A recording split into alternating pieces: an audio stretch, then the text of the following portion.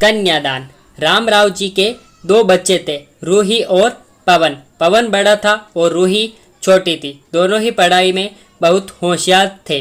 रामराव और रूही की माँ लता रूही को लेकर बहुत चिंतित थे, क्योंकि रूही ने अपनी शिक्षा पूरी कर ली थी। अब उसके लिए एक बेहतर रिश्ता खोजना था। एक दिन उनके करीबी रिश्तेदार का बेटा दीपक शादी में रूही का हाथ मांगने के लिए उनके घर आया।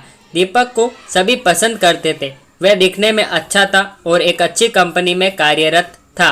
दीपक के परिवार को भी रूही पसंद थी। फिर इन सब के बाद शादी की तारीख तय हो गई और पवन ने भैया और रामराव शादी की सारी तैयारियां कर रहे थे, क्योंकि शादी नज़दीक थी। सारी तैयारियां हो गई। शादी का एक दिन भी आ गया। पवन रूही का हाथ पकड़कर मंडप में ले आया। रूही सुंदर गुड़िया सी दिख रही थी। सुंदर नाक, आंखें, रंग गोरा, लंबी लंबी चोटी। रूही देखने में बहुत खूबसूरत थी। पवन रूही को मंडप में ले आया और पंडित ने रूही को कन्यादान के लिए हाथ आगे करने को कहा और उसका हाथ कांपने लगा। जिस पिता ने इस हाथ को पकड़कर दुनिया में चलना सिखाया, वहीं आज उसका हाथ किसी और पुरुष के हाथ में देने जा रहे थे। अपनी उस बेटी के बिना अपना बाकी का जीवन बिताना, ये विचार ही उनके लिए काफ़ी कष्टदायक था। पिता ने उसका हाथ पकड़ लिया और उसके होने वाले पति ने नीचे से उसका हाथ को सहारा दिया। कन्यादान की रस्म शुरू हुई। हाथों से पानी की एक एक बूंद गिरने के साथ पिता की आंखों से भी बूंद बूंद आंसू गिर रहे थे। अपने कलेजे का टुकड़ा दान करते समय क्या अवस्था होती है, तब वे रामराव ने जाना। वे रस्म खत्म हुई। पंडित जी ने लता और रामराव के हाथ में दियों से भरा पर्दा दिया। उनके सामने बेटी और उसका परिवार, पूरा ससुराल परिवार बैठाया और पंडित जी ने कहा, आज से आपकी बेटी उनकी हो गई। उनसे कहो कि उसका अच्छे से ध्यान रखे। लता अपने मायके वालों के लिए एकदम पराई हो गई। उसकी आंखों में आंसू भर आए। रूही को 2 दिन की ट्रिप पर भी भेजना माँ के लिए कितना मुश्किल होता था, और अब उसको हमेशा के लिए दूसरों के घर भेज दिया जाए और उसके अपने ही घर का मेहमान बना दिया जाए, ये बात अब माँ को समझ आ रही थी। उस रस्म के बाद दूल्हा गेट पर आ गया। पंडित जी ने आवाज़ दी, लड़की के मामा, लड़की को लेकर आओ।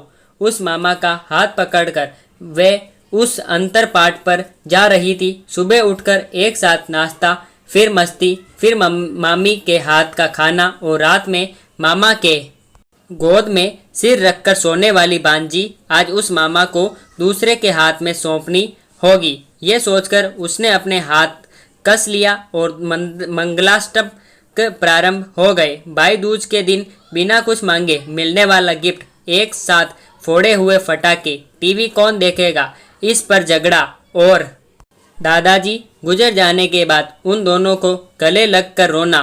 दोनों भाई बहन आज एक दूसरे को देख रहे थे। उतनी ही देर में मंगलाष्टक समाप्त हो गए। मंगलाष्टक समाप्त हो जाने के बाद रूही अपने आगे आने वाले नए जीवन को लेकर उत्साहित हो गई। रूही ने वरमाला पहनाई और अपने पति दीपक के पास खड़ी हो गई। रूही के सामने बहुत से लोग खड़े थे। कुछ आशीर्वाद दे रहे थे और कुछ पास होकर स्तुति कर रहे थे। फोटो के लिए उसकी सहेलियां आई। एक ने उसका हाथ पकड़ा, दूसरी ने उसका पल्लू अटका हुआ निकाला, तीसरी ने उसके आंसू पोंछे। हम घर रहने के लिए आ रहे हैं, आंटी को बोलना खाना खाने के लिए आएंगे। उसे उस एक कमरे की आवाज़, एक दूसरे के अधिकार और एक दिन याद आ गए जब वे एक साथ रहती थी। अचानक पति दीपक ने कहा कि तुम चारों की तस्वीरें ले लो, मैं साइड में खड़ा हो जाता हूँ। और वे चारों चेहरे हंसे खाने की कतार में। आज रूही माँ पापा से दूर दूसरे लोगों के साथ बैठी थी। खाना खाने के बाद पंडित जी ने गौरी हार की पूजा करने के लिए बुलाया। रूही ने वहाँ मन से पूजा की। माँ ने रूही की झोली भर दी और अनीता आंटी ने कहा कि आप पीछे मुड़ना मत। रूही अचानक चौंक गई। वे आगे बढ़ने लगी। इतने सालों से बच्चे की तरह पाले हुए उस चाचा का बांध टूट गया। स्कूल से घर वापस आने में देर हो जाने पर अस्वस्थ होने वाले वे चाचा जी, जन्मदिन पर 5-6 फ्रॉक उसके आगे लाकर रखने वाले चाचा जी, मैं नहीं आने वाली आज घर में, चाची के पास रहूंगी कहकर रोने वाली वे आज हमेशा के लिए दूर चली जाएगी। यह रूही के दूसरे माँ पापा के रूप में चाचा चाची को भी यह बात सहन नहीं हो रही थी। उसकी पहचान आज बदल चुकी थी। हाथों की वे हरी चूड़ियाँ, पाँव में बिछियाँ और गले में मंगलसूत्र नए जीवन की राह दिखा रहे थे। सास का हाथ पकड़कर रूही उस फूलों से सजी गाड़ी में दीपक के साथ बैठी। उस गाड़ी में खुशी थी और उस गाड़ी के बाहर खड़े सभी लोग आंखों में आंसू लिए उसे अलविदा कर रहे थे।